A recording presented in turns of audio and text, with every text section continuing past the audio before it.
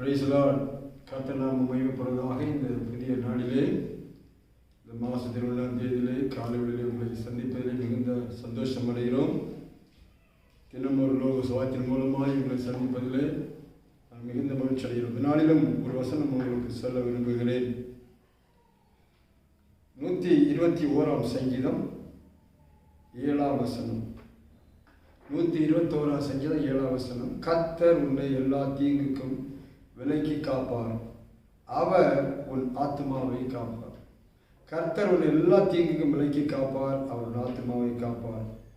அருமையான சங்கீதத்திலே சொல்லப்பட்ட ஒரு ஆசீர்வாதமான வார்த்தை. கடந்த நாட்களெல்லாம் பாதுகாத்த தேவன் இன்றைக்கும் இந்த புது நாளில் ஒரு புது வார்த்தை உங்களுக்கு சொல்லிக் கொண்டிருக்கிறார். உன்னை எல்லா தீங்குக்கும் விலக்கி காக்கிற தேவன். அவர் ஒருவரை பாதுகாக்கிற தேவன் என்று சொல்லி பார்க்கிறோம். அவர் உன் ஆத்மாவை பாதுகாப்பார். நம்ம 2 விதமான வாழ்க்கை நமக்கு இருக்கு.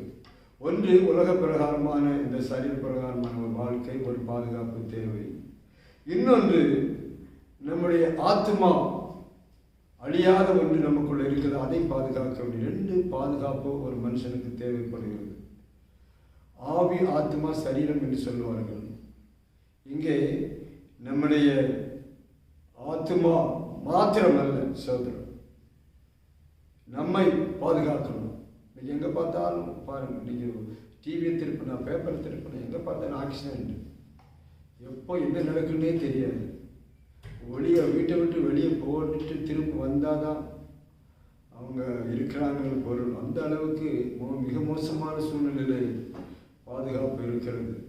வண்டி ஓட்ட தெரியாதவங்கெல்லாம் ஓட்டுவோம். லைசன்ஸ் வாங்கிட்டாங்கன்னா இஷ்டம் போல் வண்டி ஓட்ட ஆரம்பிச்சிடுவாங்க. இன்னைக்கு கூட ஒரு ஆக்சிடென்ட் பார்த்து கொண்டே இருக்கிறோம்.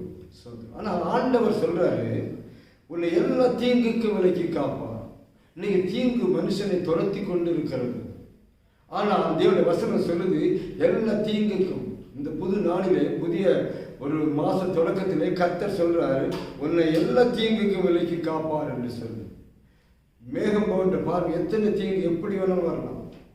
சூழ்நிலைகள் மோசம், நடந்து போக முடியவில்லை, வாகனத்தில் போக முடியவில்லை, எப்படி போனாலும் தீங்கு துரத்தி கொண்டே இருக்கிறது. ஜனங்களை துரத்தி கொண்டே இருக்கிறது. ஜனங்கள் பயந்து ஓடிக்கொண்டே இருக்கிறார்கள். தீங்கு வரக்கூடாதுன்னு நினைக்கிறாங்க, ஆனால் தீங்கு அவளை சுற்றி கொண்டே வருகிறது. ஆனால் கர்த்தர் சொல்றாரு, கர்த்தருடைய எல்லா தீங்குக்கும், எப்படிப்பட்ட தீங்கா இருக்கலாம், குடும்பத்தின் மூலமாக அந்த தீங்கா இருக்கலாம், சத்துரு உங்களுக்கு தீங்கு கொண்டு போடலாம். எந்த தீங்கா இருந்தாலும் இந்த நாளிலே கர்த்தர் உங்களுக்கு தீங்கு எல்லாத்தையும் விலக்கி காப்பார். உங்கள் சரீரம் சேதமடையாதபடி பாதுகாத்துக் கொள்வார். ஒருவேளை சின்ன ஆக்சிடென்ட் ஆயிடுச்சு, கொஞ்சம் இதாகி போச்சுன்னு நினைக்கலாம், ஆனாலும் கர்த்தர் உங்களை பாதுகாத்துக் கொண்டு இருக்கிறார். எத்தனை ஆபத்துகள் சோதரம் ஒவ்வொரு வாழ்க்கையில் கேட்ட அவ்வளோ ஆபத்துகள் வந்து. பைக்கில் போகும்போது ஆக்சிடென்ட், நடந்து போகும்போது ஆக்சிடென்ட். ஆனால் எல்லாத்திலிருந்தும் தேவன் நம்மை பாதுகாக்கிறார். சாட்சி சொல்லிக்கிட்டே போகலாம், இவ்வளவோ சொல்லலாம். வண்டி ஓட்டிகிட்டு இருக்கும்போது வண்டியில் இருந்து விழுந்து பயங்கரமான ஆக்சிடென்ட், தப்பி பிழைப்பவங்க நம்பிக்கை இல்லை. ஆனால் கர்த்தர் தம்முடைய தூதர்களை அனுப்பி அவர்களை பாதுகாக்கிறார். அவர்கள் பயங்கர சூழ பாளையம் அணுகுகிறார் என்று சொல்லி வேதத்தில் வாசிக்கும். அதனால் 121ஆம் சங்கீதத்தில் கர்த்தருடைய எல்லா தீங்குக்கும் விலக்கி காப்பார். அது எப்படிப்பட்ட பிசாசினால் வந்து தீங்கா இருக்கலாம், இல்லை சொந்த பந்தங்களால் வந்து தீங்கா இருக்கலாம், இல்லை உற்றார் உறவினரால, இல்லை நம்முடைய ரொம்ப நெருங்கியவளால, சோத்திரம் அறிந்து அறியாமல் எந்த தீங்கு வந்திருந்தாலும் நான் உன்னை பாதுகாப்பேன் என்று சொல்கிறார். உன்னை விலைக்கு நான் பாதுகாப்பேன் என்று கர்த்தர் சொல்லுகிறார். அது மாத்திரமல்ல, அவருடைய ஆத்மாவை காப்பார். உங்கள் ஆத்மா நஷ்டப்பட்டு போகக்கூடாது. இந்த நாட்கள் அருமையானவர்களே, உலகம் முழுதும் ஆதாயப்படுத்தினால் ஆத்மா நஷ்டப்படக்கூடாது என்று சொல்லி வேதத்தில் வாசிக்கிறோம். ஆத்மாவையும் காக்கிறவர். அவருக்கு பேர், இன்னொரு பேர் ஆத்மா நேசர்.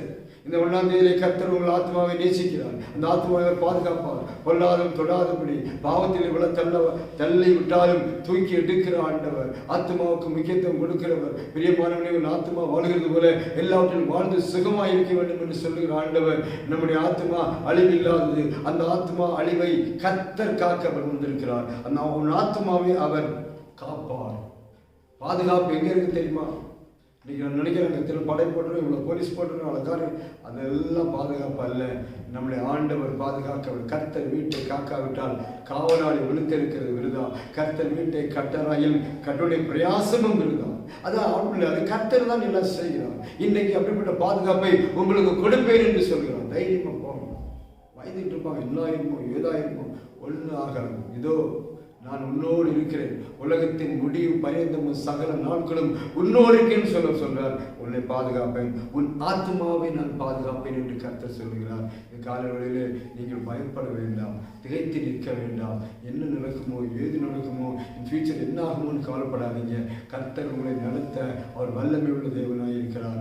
அவர் ஒருவர் மாத்திரம்தான் உங்களை சுகமாய் தங்க பண்ணுகிறார். அதனால சொல்லப்பட்டிருக்குது, அவர் என்ன செய்வாராம், எல்லா தீங்குக்கு விலைக்கு காப்பார், ஒரு உன் ஆத்மாவை காப்பார். இந்த ஆத்மா நஷ்டம் அடையாதபடி பாருங்க. பிசாசுக்கு வேண்டியது என்ன தெரியுமா? அவன் நம்முடைய ஆத்மாவுக்காக நம்ம அலைஞ்சிட்டு இருக்கிறான். அவன் அந்த ஆத்மாவை பாருங்க, ஆத்மாவை அழிவுக்கு கொண்டு செல்வதுதான் அவருடைய திட்டம். எல்லாருமே மறிக்கத்தான் செய்யறாங்க. மறிக்காம யாரு மறித்த பிறகு இந்த சரீரம் இந்த உலக இந்த மண்ணுக்கு போன பிறகு நம்முடைய ஆத்மா நித்திய ஜீவனுக்குள்ள போக வேண்டும் என்று சொல்லி கர்த்தர் தம்மை தாமே ஒப்பு கொடுத்தார். ஆனால் பிசாசு என்ன செய்யலாம் தெரியுமா? அந்த ஆத்மாவை திருடுகிறான். அவன் பேர் திருடன் என்று பேர். திருடவும் கொல்லவும் அழிக்கவும் வேறொன்றுக்கு வரான். ஆனால் நானோ அவைகள் ஜீவனை கொடுக்கும், அது பரிபூர்ணப்படும் அப்படின்னு சொன்ன ஆண்டவர் இங்கே சொல்லுகிறார். நான் நம்ம ஆத்மாவை காக்கிறவர். இந்த காலவெளியில் ஒப்பு கொடுப்பீங்களா? உங்கள் ஆத்மாவையும் உங்கள் சரீரத்தையும் காக்கிற ஒரு தெய்வம் இன்றைக்கு இருக்கிறார். அவரை நோக்கி நீங்க பார்த்தால் பாதுகாப்பை கொடுப்பார். அல்லது எந்த பாதுகாப்பும் யாரால் கொடுக்க முடியாத ஒரு பாதுகாப்பு. எவ்வளவோ சொல்லலாம் சாட்சிகள். கர்த்தர் அவ்வளவாய் பாதுகாக்கிறார். தம்முடைய இஸ்ரவேல் ஜனங்களை அவர் பாதுகாக்கிறவர். ஆவிக்குரிய சிலராக இருக்க உங்களையும் அவர் தம்முடைய சிறைகளாலே பாதுகாத்து கொண்டிருக்கிறார். அந்த ஆண்டவர் நோக்கி இந்த காலவெளியிலே பார்த்தீங்கன்னா நீங்கள் ஆசீர்வதிக்கப்படுவீர்கள்.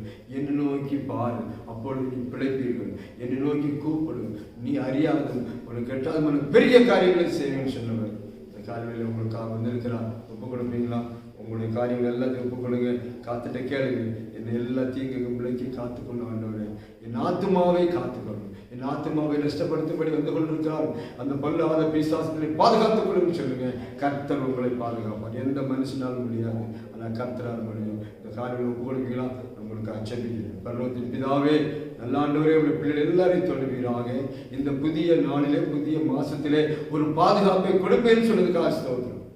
ஒரே நாட்களே பல காரியங்களை நாங்கள் அனுபவித்திருக்கிறோம். கடந்த வருஷத்திலே அநேக துன்பங்கள், வியாதிகள், விக்கலங்கள், வறுமைகள். அன்றவரே, இந்த வருஷத்துல ஒரு மாதம் முடிந்து விட்டதப்பா. இந்த புதிய நாளிலே ஒரு புதிய பாதுகாப்பை எல்லா பிள்ளைகளும் கொடுக்கும்படி செபிக்கிறேன். இந்த வசனத்தை அனுப்பி ஆசீர்வதி பாதுகாத்துக்கிறோம். இயேசுவின் நாமத்தில் செபிக்கிறோம். எல்லாரும் பாதுகாப்பாராக. கர்த்தர் உன்னை எல்லா தீங்குகளை காப்பார், நாத்துமே காப்பார் சொன்னவர் தொடர்ந்து பாதுகாப்பார். அவன் கரங்களில் உங்களுக்கு எல்லா பொறுப்புகளை ஒப்புக்கொள்ளுங்க. அவரை நம்புங்க, அவர் மேல் விசுவாசமாக இருங்க. இந்த புதிய நாளை உங்களை ஆசிரியப்பார். இன்னும் ஒரு லோக சுவாத்தியம் சந்திக்க வருமாறு எல்லாரையும் ஆசிரியப்பார்.